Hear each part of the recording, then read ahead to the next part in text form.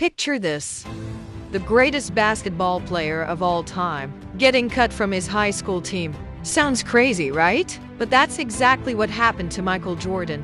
The GOAT, the legend, the man who would go on to win 6 NBA championships. But before all that glory, there was pain, rejection, and tears. Let me take you back to 1978. Sophomore year at Laney High School. Young Michael Jordan, standing in front of the varsity roster, scanning for his name. Once, twice, 3 times, but it wasn't there. His friend Leroy Smith made it. But Michael, nope, cut from the team. He went home that day and did something that might surprise you. He cried. In his room alone, tears streaming down his face. But those weren't just tears of sadness. They were fuel for what would become the greatest comeback story in sports history. See, most people would have given up right there, found another hobby, maybe blamed the coach. Not Jordan. He took that rejection and turned it into his superpower. Every morning before school, training every afternoon, more training, weekends. You guessed it, while other kids were hanging out, Jordan was in the gym, shooting hoops until his arms felt like lead. His mother would later say she'd never seen anyone work so hard at anything. But here's the thing, it wasn't just about making the team anymore.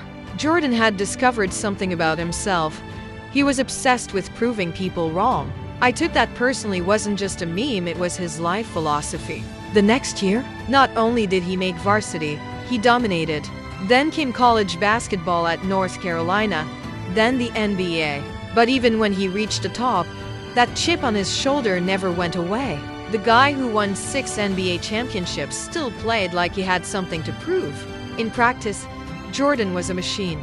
His teammates would say he practiced harder than he played, and if you've seen him play, you know that's saying something. He'd be the first one in the gym and the last one out. Even as the greatest player in the world, he never let his talent make him comfortable. Here's what makes Jordan's story so powerful.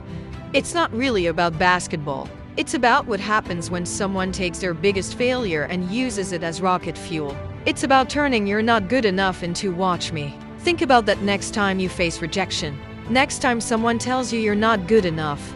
Remember that kid crying in his room because he didn't make the team. Remember what he did next. Because sometimes, getting cut isn't the end of your story, it's just the beginning of your legend. That's the real lesson from Michael Jordan. Success isn't about never failing. It's about what you do after you fail. It's about taking it personally.